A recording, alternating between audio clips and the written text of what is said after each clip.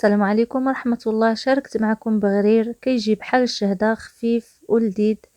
غادي تلقاو ان شاء الله المقادير كلها مكتوبة في اول تعليق او في صندوق الوصف. ضفت هنايا الماء مع الفينو مع باقي المكونات، طحنتهم هنا المدة ديال حسبت بيدي حتى ل60، من 1 حتى ل60 يعني دقيقة.